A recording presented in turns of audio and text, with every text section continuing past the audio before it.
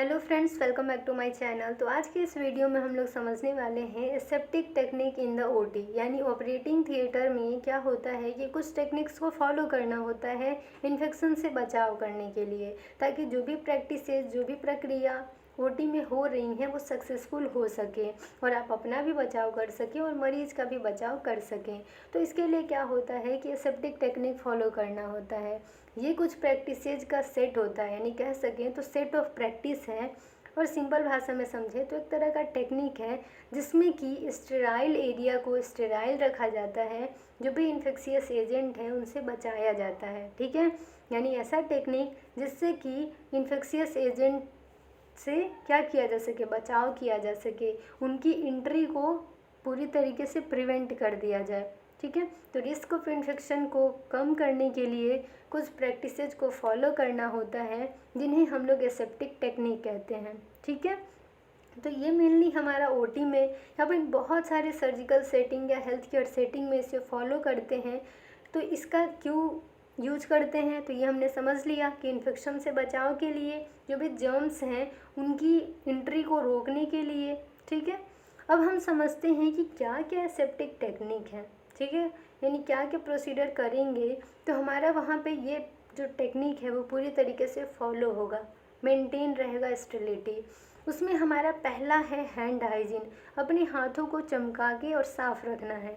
उसमें क्या है कि सर्जिकल टीम जो भी, यानी कि ऑपरेशन करने जा रहे हैं, जो भी इन्वॉल्व हैं कि सेप्टिक टेक्निक करने जा रहे हैं जो भी, तो उनको जो है अपने हाथों को अच्छे से साफ़ करके रखना है। ठीक है, यानी जो भी एंटीसेप्टिक सॉल्यूशन है, बीटाडीन हैंड वॉश होता है, normal alcohol based hand wash होता है। ठीक है, तो इन सब से अच्छे से हाथों को धो लेना है, साफ़ कर लेना है। 7 स्टेप्स ऑफ हैंड हाइजीन पे वीडियो आप लोगों ने देख रखा है, तो उसे प्रॉपर फॉलो करते हुए हाथों की सफाई करनी है। नेक्स्ट है कि स्टेराइल अटायर, आपको जो है ओटी में अपना एक अलग ड्रेस पहनना होगा जिसमें मास्क, कैप और ओटी ड्रेस होता है, जिसमें अलग चप्पल होता है, स्लीपर भी अलग होता है। ठीक है, तो wear sterile surgical gown, gloves, mask and head covering to prevent shedding of skin cells and hair, minimising contamination. Contamination को रोकने के लिए, इन्फेक्शन को रोकने के लिए क्या किया जाता है कि जो भी ऑपरेशन में इन्वॉल्व है वो सारे लोग अपने आँख को गॉगल्स पहन के कवर कर सकते हैं। चश्मा वो ज़्यादा नेसेसरी नहीं है, लेकिन फिर भी अगर कोई पॉजिटिव पेशेंट का केस हो रहा है तो गॉगल्स लगा लिया जाता है, हेड को कवर कर लिया जाता है कैप से या हुड से, गाउन पहन लिया जाता है, हाथ में ग्लव्स दो दो पहन लिए जाते हैं, पैर में जो है शू कवर पहन लिया जाता है। ठीक है, फुटवियर कर लिए, पूरी तरीके से हम कवर हो गए और हम लोगों ने एसेप्टिक टेक्निक को फॉलो कर लिया। अब तो कहीं से कंटामिनेशन या फिर इन्फेक्शन आने का चांस ही नहीं है।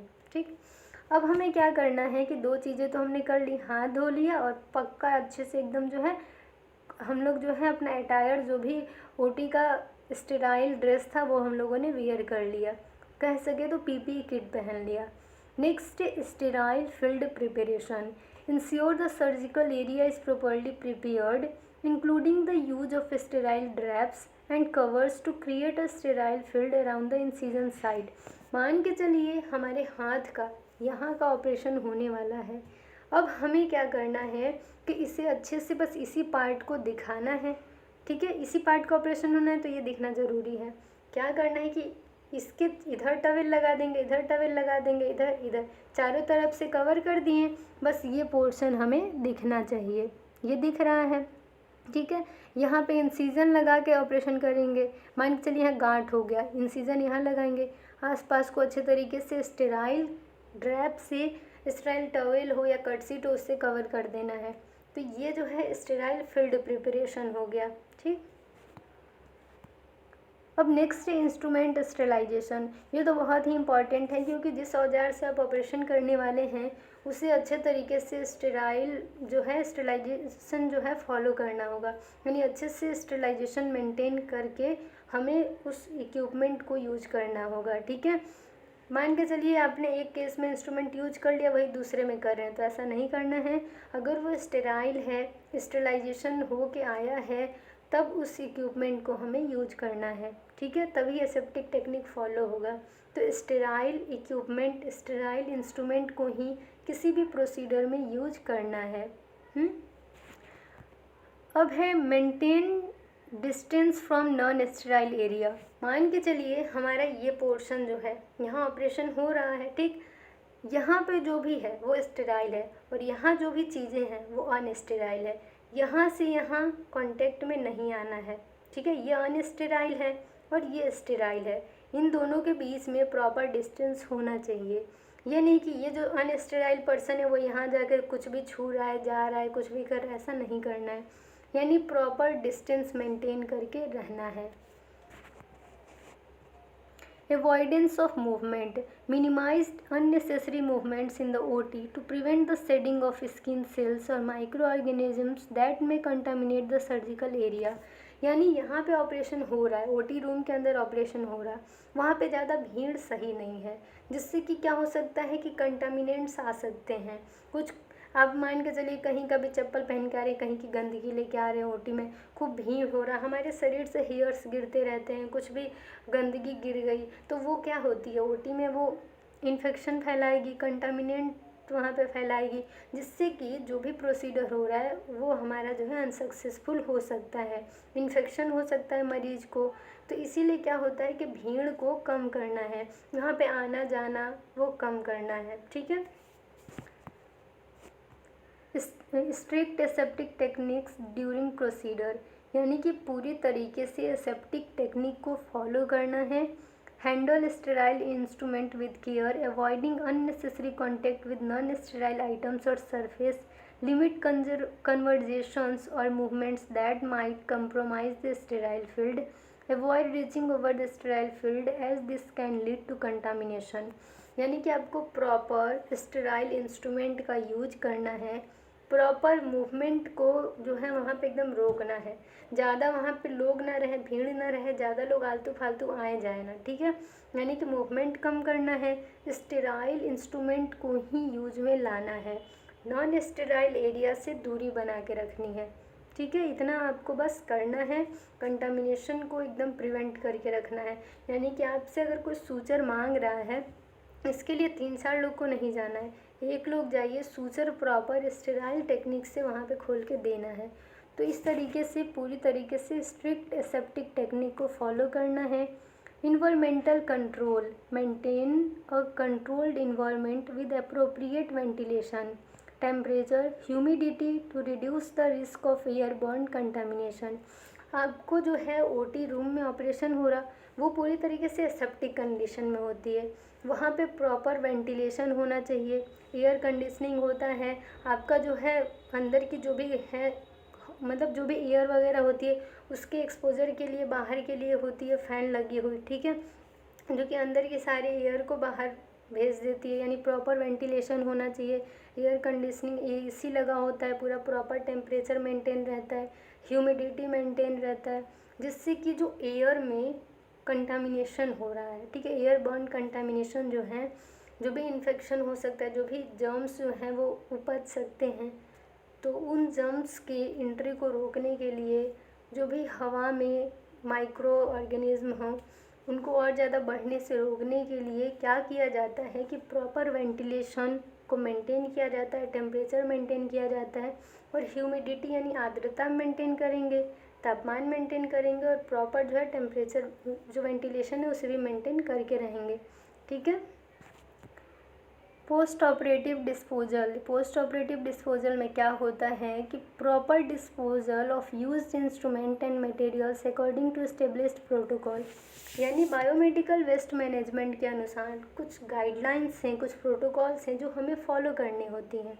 तो जो कचरा जहाँ पे फेंकना है, ग्लव्स रेड में फेंकना है तो उसे लाल में ही फेंकिए, जो भी शरीर से कटा छटा पार्ट है, एम्प्यूटेड पार्ट है, उसे येलो में फेंकना है, जो भी गॉज पीस, खून से सने हुए गॉज पीस, कॉटन है, उन्हें कहाँ फेंकना है तो पीले डस्टबिन में, येलो डस्टबिन में, जो भी नीडल्स हैं, सूचर के नीडल हैं, उसे फेंकना है वाइट डस्टबिन में। तो इस तरीके से सबके लिए कुछ ना कुछ गाइडलाइन है, सबको फेंकने के लिए, डिस्कार्ड करने के लिए, तो उसे प्रॉपर फॉलो करना है।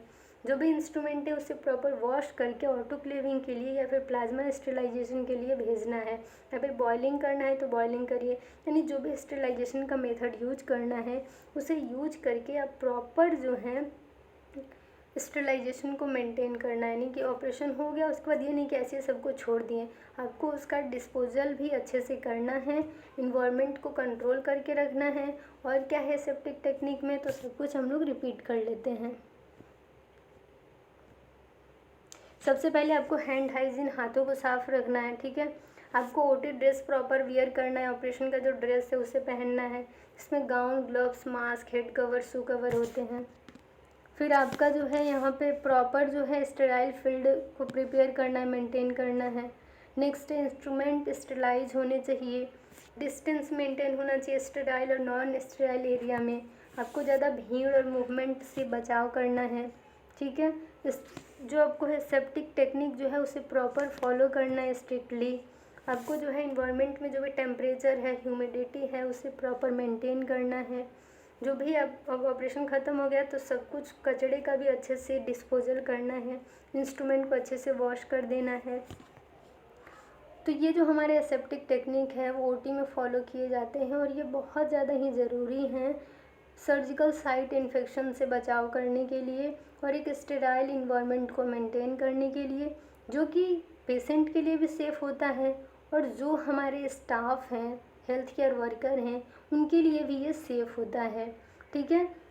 तो इसका हम लोग एक बार ये पढ़ लेते हैं अच्छे से। लास्ट हमारा ये पॉइंट है, aseptic techniques is in the OT are vital to prevent surgical site infections and maintain the sterile environment required for safe and successful surgical procedures. OT में aseptic टेक्निक का फॉलो करना बहुत ज़रूरी है। ये सर्जिकल साइट इन्फेक्शन होने से बचाव करता है और एक स्टेराइल इन्वायरमेंट को मेंटेन करता है, जो कि बहुत ज़्यादा ज़रूरी है किसी भी सर्जिकल प्रोसीजर को सक्सेसफुल होने में, ठीक है। कोई ऑपरेशन कर दिए, खूब इन्फेक्शन हो गया, 10 बार ऑपरेशन करना पड़ रहा, कोई मतलब नहीं है। तो एक ही बार आप स्टेरिलिटी को मेंटेन करिए, सेप्टिक टेक्निक को फॉलो करिए, ताकि एक ही बार में मरीज़ जो है वो सही हो जाए, उसका ऑपरेशन जो है वो सफल हो जाए। Adherence to these stringent practices minimize the risk of introducing harmful organisms, including the surgical field, contributing to positive patient outcomes। यानी कि आपका यहाँ पे क्या है, पूरी तरीके से सेप्टिक टेक्निक को फॉलो करेंगे जो कि मरीज़ के लिए सेफ़ होगा और सबके लिए सेफ़ होगा, और जो भी हार्मफुल माइक्रो ऑर्गेनिज्म हैं उनकी एंट्री से भी बचाव होगा और मरीज़ जो होगा सुरक्षित रहेगा और वो बहुत जल्दी ही रिकवर हो जाएगा, ठीक है। तो ये हमारा एसेप्टिक टेक्निक छोटा सा टॉपिक है जो कि एग्जाम्स में अक्सर पूछे जाते हैं। तो जो भी आपको कन्फ्यूज़न हो आप कमेंट सेक्शन में कमेंट करिए, फीडबैक ज़रूर दीजिए कि वीडियो आपके लिए हेल्पफुल हुई या नहीं। तो इस वीडियो को यहीं पे एंड करते हैं, मिलते हैं नेक्स्ट वीडियो में एक नए टॉपिक के साथ। और अगर आप चैनल पर नए हैं तो चैनल को सब्सक्राइब कर दीजिए, बेल आइकन को प्रेस कर दीजिए ताकि आपको सारी लेटेस्ट वीडियो की अपडेट्स मिलती रहें। तो मिलते हैं नेक्स्ट वीडियो में एक नए टॉपिक के साथ। Thank you for watching my video, bye, take care.